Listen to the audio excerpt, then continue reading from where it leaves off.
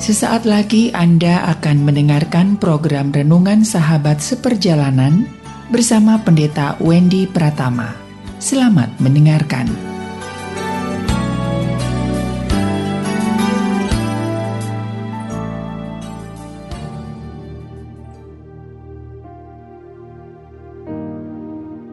Shalom sahabat seperjalanan, selamat bertemu kembali di dalam layanan audio sahabat seperjalanan. Hari ini adalah hari Jumat 30 September 2022. Kita akan membahas yaitu HAM, Hak Asasi Manusia menurut Alkitab. Hak asasi manusia menurut Alkitab. Firman Tuhan terambil dalam Kolose pasal yang ketiga ayat yang ke-11. Demikian bunyi firman Tuhan. Dalam hal ini tiada lagi orang Yunani atau orang Yahudi, orang bersunat atau orang tak bersunat, orang barbar atau orang Skit, budak atau orang merdeka, tetapi Kristus adalah semua dan di dalam segala sesuatu. Mari kita berdoa.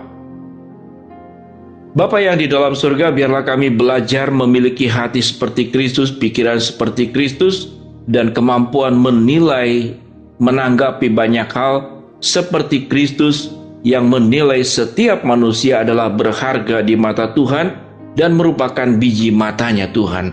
Dalam nama Tuhan Yesus kami berdoa, amin. Shalom sahabat seperjalanan yang dikasihi Tuhan. Hak asasi manusia menurut Alkitab.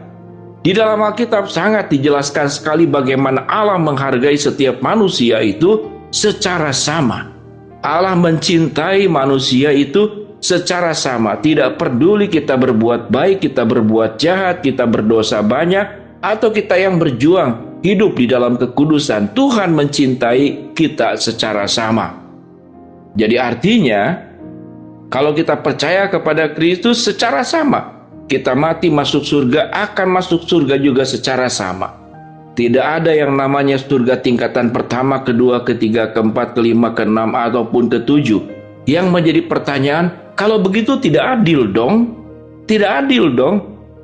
Sahabat seperjalanan yang dikasihi Tuhan, keadilan Allah bukan berbicara seberapa banyak kebaikan yang kita buat.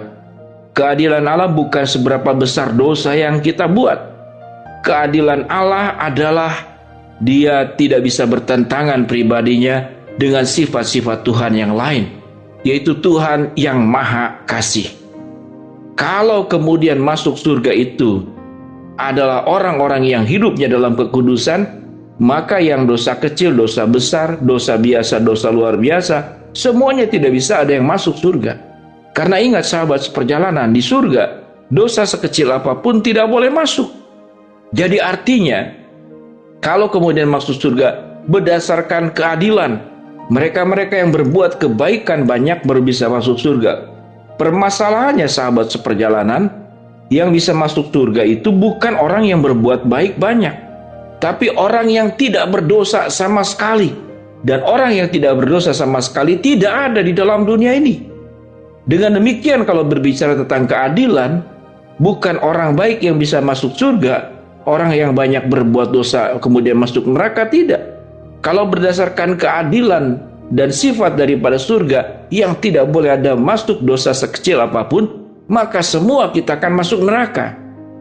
Penjahat, perampok, koruptor, penjinah, pendeta, rohaniawan, mereka tokoh-tokoh yang memberikan dampak yang besar buat masyarakat, penemu-penemu bidang keilmuan yang memberikan manfaat kepada umat manusia di dunia, semuanya ada di dalam neraka. Kenapa sahabat seperjalanan? Karena di surga satu dosa sedikit pun tidak ada. Hanya kasih Allah yang membuat kita bisa masuk ke dalam surga. Sahabat seperjalanan yang dikasihi Tuhan, sehingga kalau berbicara di dunia ini, siapa layak dan yang tidak layak, tidak ada seorang pun yang layak.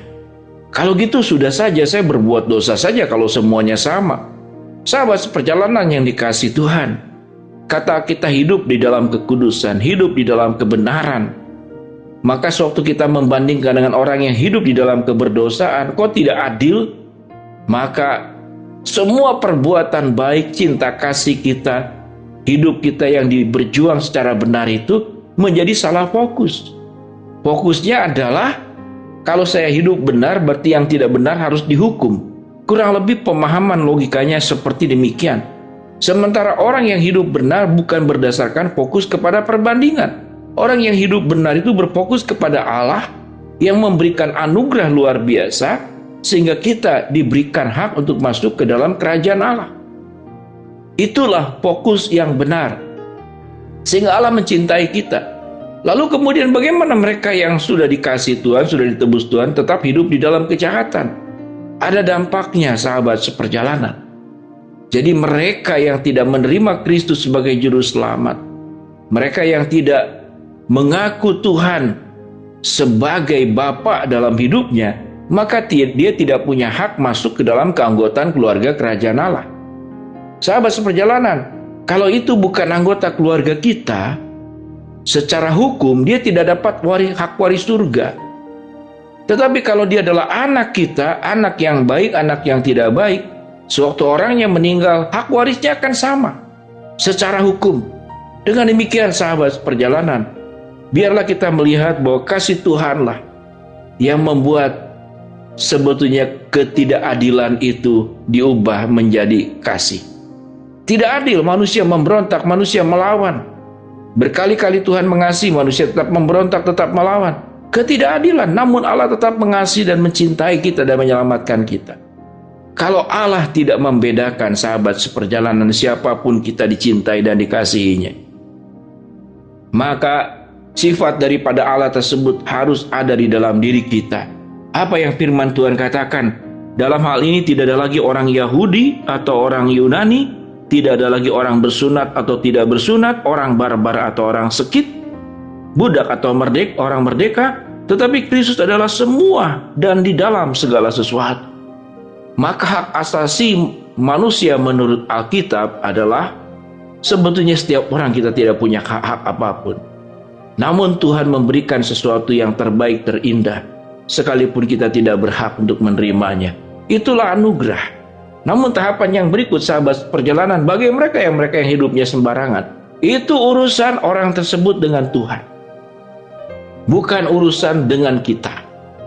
Kalau di dalam dunia ada mereka yang melanggar hukum, melakukan perbuatan kriminal, maka urusannya dengan aparat negara, urusannya dengan kepolisian. Kalau peperangan, urusannya dengan tentara militer. Tetapi buat kita, urusannya adalah orang-orang berbuat yang tidak baik, urusannya dengan Tuhan.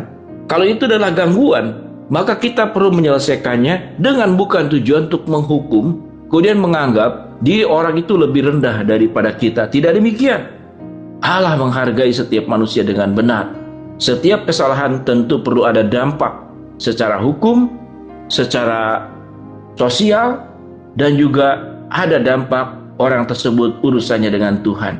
Namun satu perkara, bagaimana Allah secara luar biasa menghargai setiap orang, yang miskin, yang tiada berdaya, yang tua, orang-orang tertentu, maka membedakan dan merasa kita lebih superior dari manusia lain, maka itu adalah keberdosaan.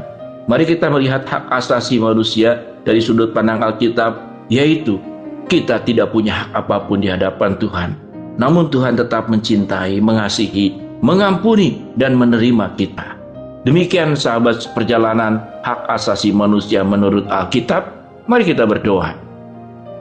Bapa dalam surga, terima kasih buat penerimaan Kristus yang tanpa syarat siapapun kami, baik secara status sosial, ekonomi yang berbeda. Tuhan mencintai kami secara sepenuhnya. Hamba mau berdoa buat sahabat perjalanan yang sedang sakit, Tuhan jamah sembuhkan. Sahabat perjalanan yang sedang menghadapi masalah, Tuhan bukakan jalan. Sahabat perjalanan yang sedang berdoa mengharapkan sesuatu, Tuhan kabulkan sesuai dengan waktu, rencana, dan kehendak-Mu. Dalam nama Tuhan Yesus kami berdoa. Amin. Shalom sahabat seperjalanan yang dikasihi Tuhan. Mari kita jangan merasa kita lebih baik dari orang lain, atau kita merasa lebih buruk dari orang lain. Karena hidup kita bukan karena kebaikan, bukan karena keburukan, tapi karena anugerah Tuhan yang menjadikan kita diterima, dikasihi. Namun setelah menerima anugerah, berjuanglah hidup dengan sebaik-baiknya untuk menjadi kemuliaan buat Tuhan. Shalom, Tuhan memberkati kita semua. Amin.